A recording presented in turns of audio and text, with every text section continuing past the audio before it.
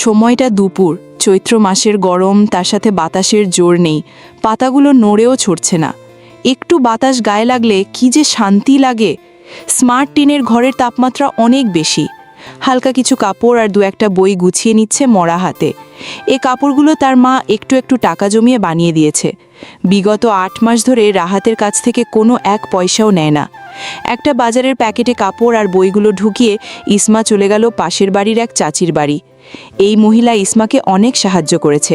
আজ সকালেও নাস্তা দিয়ে গেছে, সাথে কিছু ব্যথার ওষুধও দিয়েছে। যেহেতু একেবারে চলে যাবে, তাই বিদায় নিতে হয়েছে। ইসমা যখন বলল, চাচি, আমি একেবারেই নরকের দরজা থেকে চলে যাচ্ছি, আর আসবো না, আমার জন্য দোয়া করবেন, তখন মাজেদা খানম ইসমাকে ধরে কেঁদে দিয়েছে। ইসমা মাজেদা খানম কথা বলতে বলতে রাহাতের বাড়ির দিকেই আসছিল। ইসমা চলে যাওয়ার কথা রাহাত শোনে কেউ জানে না। একটু পরেই তাহিয়া খাতুন আসবে ইসমাকে নিতে, তাই মাজেদা ইসমাকে একেবারে বিদায় দিয়ে তারপর চলে আসবে। দুজনের চোখ যায় জমে থাকা বৃষ্টির পানিতে। একটা বাচ্চার মাথা দেখা যাচ্ছে। ইসমা দৌড়ে গিয়ে 2 হাতে টেনে তুলল বাচ্চাটাকে। বাচ্চাটা হলো রাহাতের ছেলে রায়হান। একটু একটু হাঁটতে পারে। 2 দিন আগে বৃষ্টি হয়েছিল। বৃষ্টি হলেই ছোট গর্তে পানি আটকে থাকে, ধীরে ধীরে শুকিয়ে যায়।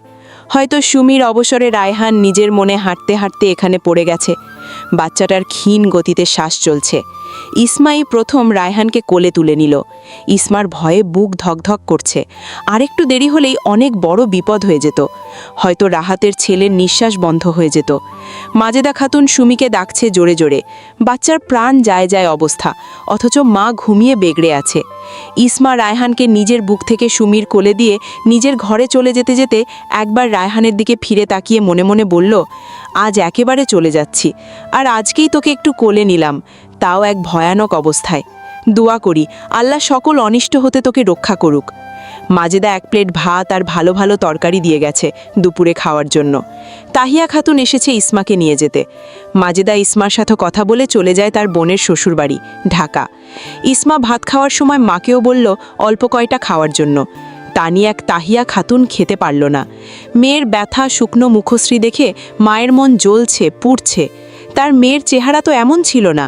এক উজ্জ্বল হরিণী, সুনয়না, ঘন পাপড়িওয়ালা মায়াবী চেহারা ছিল। সেই চেহারা কোথায় গেল? এই চেহারা দেখেই তো রাহাত দেখতে গিয়ে পছন্দ করে ফেলেছে। 5 দিনের ভিতরে তাড়াহুড়ো করে ইসমাকে বিয়ে করে। আর আজ সেই চেহারায় ভাটা পড়ে রাহাতের অন্যায় ব্যবহার আর অযত্নে। মা তো শাশুড়ির কাছে বলে যাবে। কি আর বলে যাব? গেলেই তো যা তা বলবে। তাও একবার বলে আসি। সুমি রাহাতের সামনে রায়হানকে নিয়ে কেঁদে কেঁদে বিলাপ করে বলছে ইসমা কি তার ছেলেকে পানিতে ফেলে দিয়েছে। রায়হান মরতে মরতে বেঁচে গিয়েছে। রায়হানের ছোট মুখমণ্ডল নীল হয়ে আছে। জরিনাও সাথে সাথে তাল দিচ্ছে। অথচ মাজেদা যখন সুমিকে ডেকে রায়হানের ডুবে যাওয়ার কথা জানায়, তখন জরিনা বাড়িতেই ছিল না। রাহাতের মনে পড়ে গেলেও গতরাতে ইসমা বটি ধরেছিল রাহাতের ওপর ক্ষিপ্ত হয়ে। রাহাতের সাথে যদি এমন করতে পারে, তবে রায়হানের সাথেও করতে পারবে। কারণ যত শব্দ আর একটা বাচ্চার কারণেই, আর সেই বাচ্চা হলো রায়হান। হিংসা পরায়ণ হয়ে পানিতে ফেলে দিতেই পারে। কালকে রাহাতের মতো শক্তিশালী পুরুষের সামনেই ইসমা রণমূর্তি হয়ে দাঁড়িয়েছে। আর রায়হান তো একদম পিচি, ড্রেন ছাড়া গোড়ার ডিম। হিসেব মিলিয়ে রাহাত ফুসফুস করে ইসমার দিকে এগিয়ে আসছে। তাহিয়া খাতুন রাহাতকে এমন ক্ষুব্ধ ভঙ্গিতে এগিয়ে আসতে দেখে কিছু বলার আগেই রাহাত ইসমার চুলের মুঠি ধরে হেঁচকা টানে মাটিতে ফেলে দিল। নিচু হয়ে হাত মুষ্টিবদ্ধ করে ইসমার মুখে ঘুষি মারতে যাবে, তখনই তাহিয়া খাতুন মেয়েকে বাঁচাতে ইসমার উপর ঝাঁপিয়ে পড়ে। তারপরও শেষ রক্ষা হলো না। রাহাতের হাতের রূপোর আংটির উপরের কালো পাথরের সাথে আড়াভাবে আঁচড় লেগে ইসমার নরম গাল কেটে যায়। তাহিয়া খাতুনের জন্য ঘুষিটা পড়েনি। দোস্তাদস্তির ফলে অঘটন ঘটে। গাল থেকে লাল তরল রক্ত মাটিতে গড়িয়ে পড়তে লাগলো। রাহাতের আংটির এক কোণা 2 দিন আগে ভেঙে গিয়েছে। সেটা ইসমার গালে আজীবনের জন্য দাগ তৈরি করে দিল। একদম ঠিক গালের মাঝখানে ক্ষত হয়েছে। গতকালের ঘুষি, লাথি, রাতের জ্বর আর আজকেরই অতর্ক আক্রমণে দুর্বল শরীরটা নিতে পারিনি। জ্ঞান হারিয়ে ফেলল তৎক্ষণাৎ। তাহিয়া খাতুন গলা ছেড়ে কাঁদতে কাঁদতে বলল, তুমি কি মানুষ নাকি আর অন্য কিছু? কুকুর বিড়ালকেও তো কেউ এভাবে মারে না। আজকে ওকে আমার সাথে চিরদিনের জন্য তোমার বাড়ি থেকে নিয়ে যেতে এসেছিলাম। কি দোষ করেছে আমার অসহায় মেয়েটা, যার কারণে আমার সামনেই তুমি জালিমের মতো মারিলে? আপনার মেয়ে আমার ছেলেকে পানিতে ফেলে দিচ্ছে। আমার ছেলেটার মুখটা নীল হয়ে গেছে। এ কারণে আপনার মেয়েকে সন্তান দেয়নি আল্লাহ। আমার ছেলে আমার জান প্রাণ। রায়হানের কিছু হয়ে গেলে ইসমারও আজ শেষ দিন হতো। আশেপাশের কয়েকজন মানুষ ইসমাকে কাছের হাসপাতালে নিয়ে যায়। তাহিয়া খাতুনের বুকে ঝড়।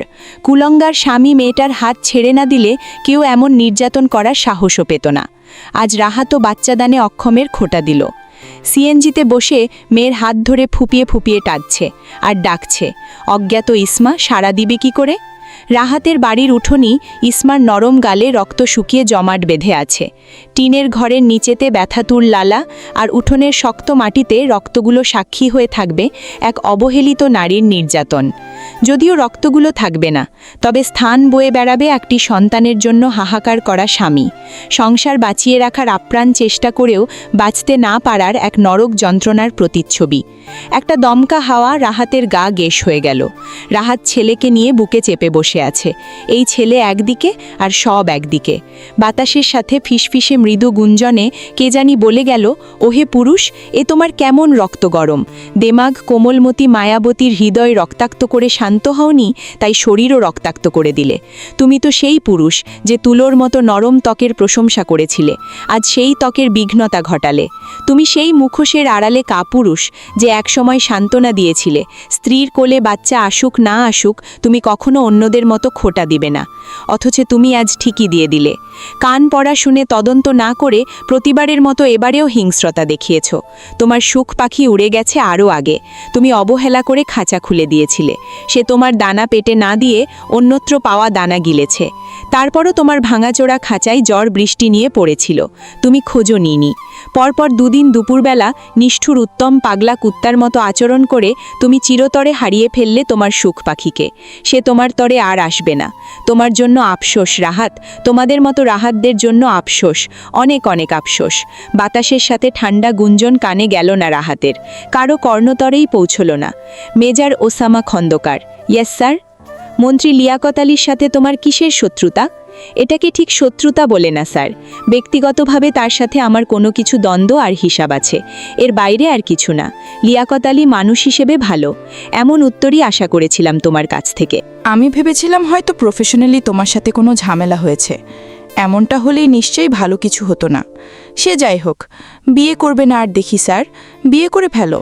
ইনশাল্লাহ তোমার জীবনে ভালো কেউ আসবে। আমিন। ফোন রেখে ওসামা খন্দকার বিড়বিড় করে আওড়ালো, কি করলে জিয়াফত আলী? একজনের শোকে কয়জনকে নাই করে দিলে? এ কেমন গলক ধাঁধা! কাউকে দোষীও করা যায় না, আবার মুক্তও করা যায় না। নর্মাল ড্রেস পরে মেজর ওসামা রাস্তার পাশে দাঁড়িয়ে আছে। সামনে দিয়ে একটা ফায়ার সার্ভিস গেল সাইরেন বাজিয়ে। মেজর ওসামার মনে পড়ে গেল একটি কথা, ব্ল্যাক ডায়মন্ড।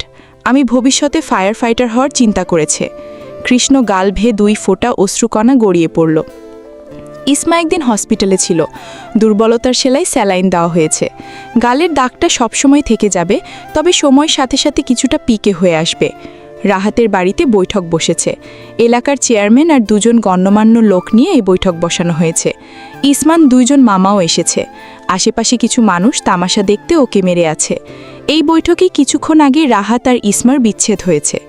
জরিনা সুমির মুখে জিতে যাওয়ার বিজয়ী হাসি, ইসমার মনে কোনো সংশয়, টানাপোড়ান, কষ্ট, স্মৃতি, অভিমান কিচ্ছু নেই।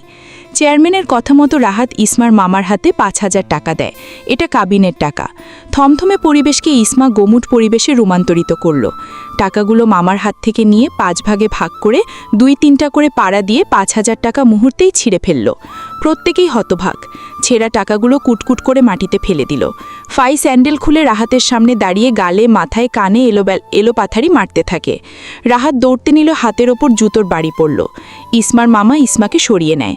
জরিনা ফসতে ফসতে এগিয়ে এসে দেখে গলা ফাটিয়ে চিৎকার করে বলে, ইসমা, দাজ্জাল শাশুড়িকে বলল একদম কাছে আসবেন না। আপনার মতো খবিশ মহিলা দুটো দেখিনি। আপনি আর আপনার মেয়েরা আমার নরক যন্ত্রণার প্রধান। কুলঙ্গার ছেলে যখন আমার পেটে লাথি মেরেছে, পিঠে দুপট কিল দিয়ে নিঃশ্বাস বন্ধ করার জোগাড় করেছে, তখন তো ছেলেকে থামাতে আসেননি একবারও। আমার চুলের মুঠি ধরে মাটিতে ফেলে গাল কেটে ফেলেছে, একবারের জন্য ধরতে আসেননি। আর যখনই এই কাপুরুষকে জুতো দিয়ে পিটিয়ে শেষবারের মতো সব কষ্ট, অপমান, লাঞ্ছনার কিছুটা শোধ নিতে চাইলাম, তখনই ক্ষেপে আসছেন। আপনার ছেলেই শুধু আপনার সন্তান, আমি আমার মায়ের সন্তান না? এটি কি আমার শরীর না? আমার শরীরে রক্ত নেই? আমি কি ব্যথা পাই না? একদিন হলেও আপনি আমার নাম নিবেন, আমার জন্য আফসোস করবেন, তবে আমার মুখটাও আপনি দেখতে পাবেন না। ইসমার কথা থামাতে না থামাতেই জরিনা সুমি এক প্রকার ঝাঁপিয়ে পড়েছিল ইসমাকে মারার জন্য। চেয়ারম্যানের ধমকি নিজ নিজ জায়গায় বসেছে। রাহাতের মুখের দিকে তাকানোই যাচ্ছে না। জুতোর মার খেয়ে বোদামুখে চেয়ারে বসে রইল। বিয়ে বিচ্ছেদের পরপরই এমন আচানক জুতো নিয়ে আক্রমণ করবে, তার রাহাতের চিন্তাভাবনা জগতেরও বাহিরে ছিল। ইসমা সুমির দিকে তাকিয়ে বলল, যে স্রষ্টা তোমাকে বাচ্চা ধারণ করেছেন, তোমার কোল আলো করেছেন, সে স্রষ্টাই আমাকে 7 বছর নিঃসন্তান রেখেছেন। তোমার কোনো ক্ষমতা নেই নিজের পেটে বাচ্চা ধারণ করার, যদি না তিনি রহমত না করতেন। এ রহমতের শুকরিয়া না করে আমাকে ছোট তুচ্ছ তাচ্ছিল্য করেছ, অবুঝ শিশুটাকে হাতিয়ার বানিয়ে। তুমি কোন স্বার্থে বিবাহিত ছেলেকে বিয়ে করেছ তা আমার জানা আছে। শুনে রাখো, উপরে একজন আছেন যে মিথ্যে তোমরা খালা বুনছি আমার নামে দিয়েছ। এই মিথ্যে একদিন তোমরা নিজেরাই প্রকাশ করবে।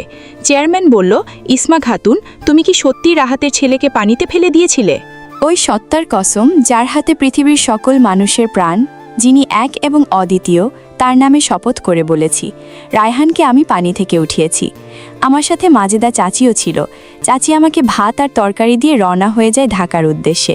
চাচি থাকতে বলতে পারত, আমার পক্ষ থেকে কোনো সাক্ষী লাগবে না, আমার সত্যতা বলে আলোর মতো ফুটে উঠবে সঠিক সময়ে। আমার আত্মার অভিশাপ আপনাদের সবার উপর লাগবে। রাহাত সুমি জরিনাকে উদ্দেশ্য করে বলল, ইসমা, রাহাতের বোনেরা আসেনি। আমার চোখ থেকে যতগুলো ফোঁটা পড়েছে পানির, আপনাদের পাপী চোখ থেকে তার চেয়ে আরও বেশি ঝরবে। যে অন্যের উপর দয়া করে না, তার উপরও দয়া করা হয় না। আমার চুলের গোড়া, শরীরের পশম থেকে শুরু করে চোখের পাপড়ি পর্যন্ত আপনাদেরকে নালট দিয়েছে। আমাকে মানসিক যন্ত্রণা দিয়েছেন পদে পদে, ধাপে ধাপে। বৈঠকে একদম চুপচাপ, কারো মুখে রা নেই। ইসমার মুখে শুদ্ধ ভাষায় কথা শুনে চেয়ারম্যান সহ বাকি সবাই মুগ্ধ। কত সুন্দর করে মেয়েটা কথা বলে। প্রত্যন্ত গ্রামে এমন করে কেউ কথা বলে না। চলো মা, চলে যাই। চলেন মামা। তাহিয়া খাতুন রাহাতের দিকে ঘৃণিত দৃষ্টি নিক্ষেপ করে বলল, তোর মা তোকে একটা জানোয়ার বানিয়েছে। আমার সামনে আমার মেয়েটাকে কিভাবে মেরেছিস? যেমন মা তেমনি তার ছেলে। গজব পড়বে তোদের উপর। ইসমা বিষাদময় স্মৃতি, নির্মম অত্যাচার আর কাপুরুষ মানবতাহীন রাহাতের সীমানা থেকে একটা একটা করে পা ফেলে দূরে যাচ্ছে আর মিনমিন করে ঠোঁট নাড়িয়ে বলছে, আমি ইসমা খাতুন। বন্ধাত্ম কোনো রোগ নয়, নিঃসন্তান নিঃসঙ্গতার প্রতীক নয়। আমার কোনো বন্ধাত্ম রোগ নেই, আমার কোনো খুঁত নেই, আমার কোনো দোষও নেই, আমার কোনো পিছু টান নেই, আমার স্বামী সংসার হারানোর ভয় নেই। এই সমাজ যারা আমাকে নিয়ে কটাক্ষ করবে, তাদের সামনে আর চোখ গোলাটে করব না। যারা আমাকে নিচু করার জন্য উপহাস করবে, তাদের সামনে নত হব না। তাদের কথা উড়িয়ে দিব দূষিত বাতাসে। এক মির্জাপুরকে মন থেকে বের করে দিয়েছি অনেক আগেই। এ ভাঙা মনে যদি কোনো সৎ ব্যক্তি ঘর বানাতে চায়, তবে তার সঙ্গিনী হয়ে যাব। আর যদি এমন না হয়, তবে আমার একাকী জীবন কাটিয়ে দিব আমি। হে দুর্বল নারী জাতি, জেগে ওঠো। আমার মতো ইসমাদের বলছি, তোমরা জাগ্রত হও। ভরসা রাখো এক সৃষ্টিকর্তার উপরে এবং ফিরে আসো জুতা হাতে নিয়ে। আমি ঘৃণা করি সেই সব পুরুষদের যারা স্ত্রী সন্তান রেখে পরনারীর সান্নিধ্যে যায়। ঘৃণা করি ওসব বাবাদের যারা নিজ কন্যার খবর নেয় না, ভরণ পোষণ দেয় না। আমি ঘৃণা করি ওসব মেরুদণ্ডহীন কাপুরুষদের যারা স্ত্রীর গায়ের উপর পশুর মতো মারপিট চালায়। ঘৃণা করি তাদেরকে যারা সন্তানের বাহানে দিয়ে প্রথম স্ত্রীকে মানসিক পাগল বানিয়ে দেয়। এই সমাজ তখন কোথায় থাকে যখন আমরা মুহূর্তে মুহূর্তে মরে যাই? এই সমাজ কেন ক্ষত তৈরি করতে এগিয়ে আসে অথচ নিরাময়ের পথ খুঁজে দেয় না, বাতলে দেয় না? রাহাতের সাথে বিচ্ছেদ হয়েছে আর 6 মাস। এই 6 মাস ইসমার মামারা ভালোই দেখাশোনা করেছে। আগের চেয়ে বাজার বাড়িয়ে দিয়েছে তাহিয়া খাতুনের ছোট ঘরটায়। আগে তো ইচ্ছে হলে দিত, না হলে নাই। মামরাও তেমন কিছু বলেনি। ইসমার গায়ে আঘাতের চিহ্ন দেখে, বিশেষ করে গালের কাটা দাগটা দেখে কত মহিলারা বাড়ি বয়ে এসে জিজ্ঞেস করত ইসমাকে রাহাতের ছেলেকে সত্যি মারতে চেয়েছে কিনা। তখন ইসমা শক্ত মুখে জবাব দিয়েছে, মারলে ওর বাবাকে মারতাম, নিষ্পাপ শিশুকে কেন মারব? 3 মাস আগে রাহাতের বারবি ওই চেয়ারম্যান তার ছেলের জন্য ইসমার সাথে বিয়ের কথা নিয়ে এসেছিল বৈঠকে। ইসমা ধারালো যুক্তিসঙ্গত কথা শুনে তার পছন্দ হয়ে যায়। ইসমার সাথে সাথে না করে দিয়েছে। চেয়ারম্যানের ছেলে এ নিয়ে কয়টা বিয়ে করেছে তার কোনো হদিশ নেই। তার উপর আবার ড্রাগসের নেশাও নাকি করে। মানুষ মানুষের চোখে মুখে ইসমার মায়া করুণা বেশি উঠলে ইসমার অস্বস্তি হয়। মহিলারা এক কথা থেকে আরেক কথায় চলে যায়। তাহিয়া নতুন খাতুন মন ভরে তাকিয়ে রইল ইসমার দিকে। 6 মাসে কতটা পরিবর্তন এসেছে ইসমার মুখ ও শরীর গঠনে।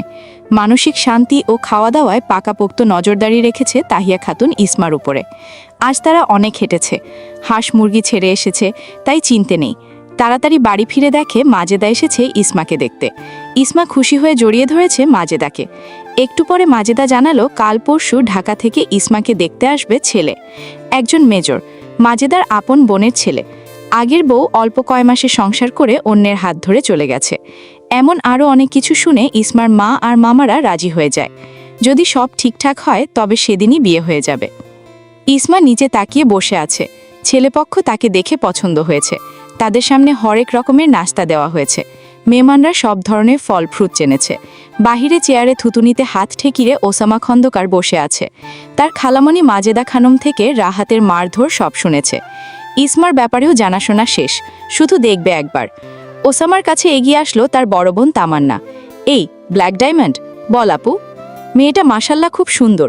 খালামণির পছন্দ এত পারফেক্ট, এতদিন উপলব্ধি করলাম, কিন্তু গালে একটা স্পট আছে। সরস গলায় মেজর বলল, আমার শরীরেও তো কত দাগ আছে আপু। গাড়ে পিঠে হাতে বনে জঙ্গলে ঘুরে বেড়াই, আঁচড় লেগে যায়, ফলে দাগ বসে যায়। এসব কোনো সমস্যা নয়। মেয়েটাকে না দেখে বিয়ে না করে মেয়েটার পক্ষপাতিত্ব নিয়ে নিলি? কোথায় পক্ষ নিলাম? ব্ল্যাক ডায়মন্ড, উঠ, আমার সাথে চল। মেয়ে আমাদের পছন্দ হলে তো হবে না, তোরও তো হতে হবে। সবাই সরে গিয়েও ইসমা ও ওসামা খন্দকার দুজনকে নীরবে কথা বলার জন্য সুযোগ করে দিল। ইসমার কেমন জানি লাগছে। চোখ দুটো নিচের দিকে হলেও মেজরের ফিটফাট পরিপাটি সুগঠিত শরীর নজরে পড়ছে। একটু আগেই শুনেছে মাজেদার বোনের ছেলে মেজর। এই মেজর কি তাকে পছন্দ করবে? করলে করবে, না করলে নাই। তার মা যেমন একা একা বাকিটা জীবন পার করেছে, ইসমল ঠিক এভাবেই কাটিয়ে দিবে পরের সময়গুলো। নীরবতার চাদর বেদ করে মেজরের স্বাভাবিক কণ্ঠ শোনা গেল। নাম জানতে পারি? ইসমা খাতুন। আমাকে দেখে নিলে ভালো হবে, আমি দেখতে কালো। বিয়ের পর যেন খাতুনের দ্বিধায় পড়তে না হয়। কালো স্বামীকে নিয়ে দেখে নেওয়া উচিত। আমাকে সরাসরিও দেখা যাবে, যেভাবে আমি দেখছি। এখনও মনে করব না কিছুই। ইসমা কিছুটা অপ্রস্তুত হয়ে এলো। মেয়ে দেখতে এসে এমন খোলাখুলি কথা বললে তো পাত্রীর অপ্রস্তুত অবস্থা হবেই। ইসমা এক ঝলক দৃষ্টি নিয়ে আবারও মাথা নত করে ফেলল। মেজরের চোখ ইসমাতেই আবদ্ধ। নিজেকে দেখতে বলে আবার বড় বড় চোখ খুলে ইসমার দিকে তাকিয়ে রয়েছে। এমতো অবস্থায় ইসমা ভালো করে দেখবে কি করে? এ সবগুলো মুরগি কার? আর ওই ছাগলগুলো? ইসমার খুক খুক করে কাশি উঠে গেল। দেখতে এসে জীবনে শুনিনি হাঁস মুরগি কার জিজ্ঞাসা করতে। ইসমা স্বাভাবিক হয়ে বলল, আমি আর আমার মা লালন পালন করি। প্যান্টের পকেটে হাত রেখে দাঁড়াতে দাঁড়াতে মেজর বলল, আল্লাহ রাজি থাকলে আমার সামনে বসে থাকা খাতুনের বিয়ে হবে, এবং আজকেই হবে, আমার সাথে হবে। ইসমা ব্যাপচাকা খেয়ে তাকালো 6 ফুট লম্বা লোকটার দিকে। মেজরের দৃষ্টি এখন বাহিরে। খাতুন সম্বোধন শুনে বেশ অবাক হয়েছে। খাতুন বলে তো কেউ তাকে ডাকে না। ডাকটা কেমন অন্যরকম আর অদ্ভুত শোনালো। আমি একজন সেনা সদস্য, যখন তখন বাড়িতে ফিরতে পারি না। যে কোনো উৎসব অনুষ্ঠানে থাকবো করেও থাকতে পারি না। 3-4 মাস পর বাড়ি আসি, কখনোই চেয়ে দেরি হয়। এমনও হতে পারে মাঝরাতে বা ভোর রাতে বা তপ্ততে দুপুরের সংবাদ আসতে পারে মেজর ওসামা খন্দকার দেশের জন্য শহীদ হয়েছে। আবার এমনও খবর আসতে পারে আমি মারাত্মক জখম হয়েছি। একজন সৈনিকের স্ত্রী হলে শক্ত মন থাকতে হবে। ভয় দেখাচ্ছি না, শুধু সতর্ক করে দেওয়ার জন্য বললাম। কারণ এই নিয়ে পরে আবার খাতুনের কিঞ্চিত মন খারাপ বা নিরাশের আভা যেন না দেখা যায়। তাই আমি ভয় পাইনি। আর আমি জানি সামরিক বাহিনীতে যোগ দিলে এমন হয়েই থাকে। মেজরের ঠোঁটে অদ্ভুত হাসি খেলে গেল। লম্বা লম্বা ফা ফেলে বাহিরে গিয়ে সবাইকে বলল, এই খাতুনকে বিয়ে করতে তার কোনো আপত্তি নেই। খাতুনেরও যদি কোনো সমস্যা না থাকে তবে আজকে নিরিবিলিতে বিয়ের কাজ সম্পন্ন হয়ে যাক, কারণ তার হাতে ছুটি আছে অল্প কয়েকদিন। সুন্দর মতো বিয়ে হয়ে গেল, সাদা মাটা অল্প খরচে। ওসামা খন্দকারের বাবা মা বড় বোন এসেছে। ওসামার মায়ের নাম মালিহা খানম, মেজো খালামণির নাম মানজিয়া খানম, মাজেদা খানম হলো ছোট খালামণি। মানজিয়া খানমের বিয়ে হয়েছে ওসামার চাচার সাথে। মালিয়া মানজিয়া দুজন পরস্পর বোন। 2 বোনের এক বাড়িতে বিয়ে হয়েছে। তারা বনে বনে যা হয় সেই হিসেবে মাজেদা খন্দকারের বিয়ে হয়েছে দূরে এবং গ্রামে। তাদের 3 বোনের সম্পর্ক বেশ মধুর। তামান্না হলো মানজিয়ানের মেয়ে, ওসামার চেয়ে বয়সে অনেক বড়।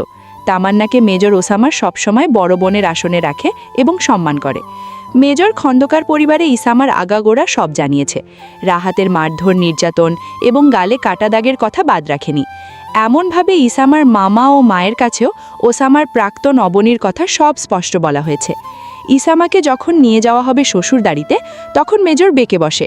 মেজর শাশুড়ি মাকে ছাড়া বউ নিবে না, বউয়ের সাথে শাশুড়িও খন্দকার পরিবারে যেতে হবে। তাহিয়া খাতুন হতবাক, মেয়ের সাথে মা কেন যাবে? আসল ঘটনা অন্যদিকে। ছোট খালামণি থেকে মেজর ইসামার মায়ের ব্যাপারেও সব জানতে পেরে বুঝতে পেরেছে মা মেয়ের ভাগ্য এতদিন একরকম ছিল। ইসামার বাবার উপর প্রচুর রাগ হচ্ছে। কোনো বাবা কি করে পারে একটা খবর অন্তত না নিয়ে থাকতে?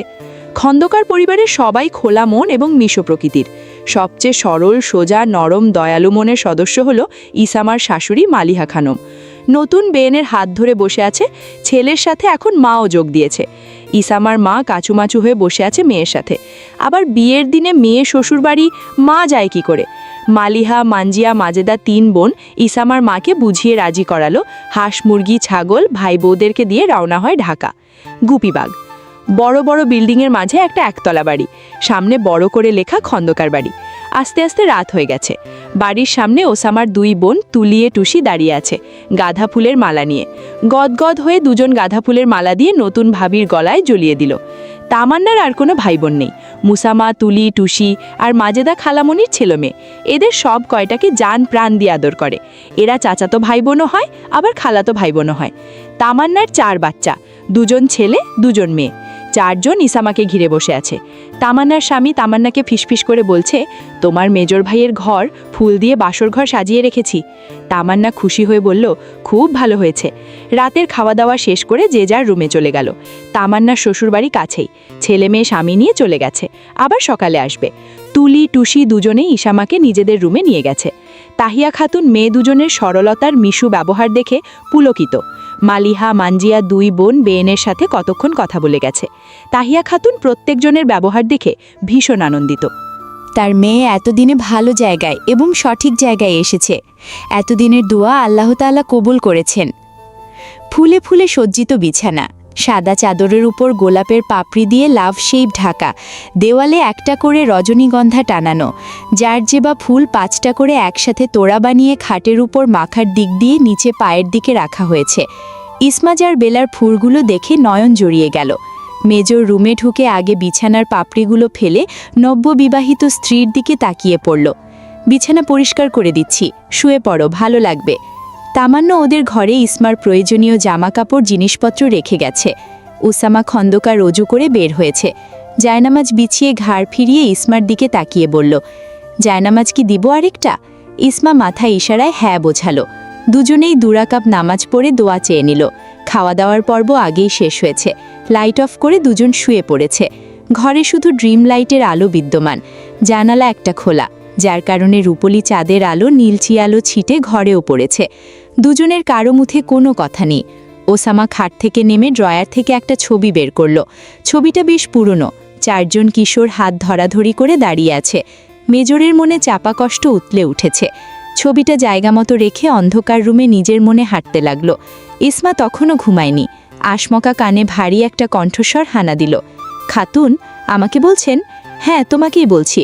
তোমাকে খাতুন বললে সমস্যা হবে? নামটা কি বুড়ো বুড়ো শোনা যায়? না না, সমস্যা নেই, আপনার যা ইচ্ছা তাই বলবেন। ওসামা স্ত্রীর পাশে শুয়ে চোখের ওপর হাত রেখে বলল, তোমার ভালো কোনো বান্ধবী ছিল যাকে তুমি খুব মিস করো, কিন্তু দেখা করতে পারো না এমন কিছু? এত বন্ধুত্ব কারো সাথে ছিল না। আমার মা আমার সবচেয়ে কাছের বন্ধু, এ কারণে শাশুড়ি মাকে তোমার কাছেই রেখে দিলাম। জানো খাতুন, আমরা 3টা বন্ধু ছিলাম, একদম ভাইয়ের মতো। কোথায় তারা? নেই, একজনও নেই কাছে। ওরা আমার জীবনের অবিচ্ছেদ্য অংশ খাতুন। জি। তোমার কি মাথা ব্যথা করছে? না, তেমন না, অল্প অল্প। অল্প হোক আর যাই হোক, মেডিসিন নিবে। একটু উঠো। না, লাগবে না, ঘুম হলেই ঠিক হয়ে যাবে। ও বুঝেছি, স্বামীর সেবা নিতে চাইছো না, তাই না? কোনো ব্যাপার না। এই বলে ইসমান মেজর স্বামী আলতো করে হাত বুলিয়ে দিতে লাগলো। মাথায় এবং কপালে 2 পাশে মেসেজ করে দিতে শুরু করলো। ইসমা কিছুক্ষণ পরে ঘুমিয়ে গেছে। মেজর তখনও সজাগ। রজনীগন্ধার ঘ্রাণ নাকে এসে বাড়ি খাচ্ছে। ওসামা খন্দকারের দৃষ্টি গেল ইসমার গালের দাগে। পর্ষা গালে কালো দাগটা জলজল করছে। ড্রিম লাইটার ছাদের হালকা আলোতে মেজর গভীর দৃষ্টি নিয়ে দেখল খাতুনের মুখের স্পট।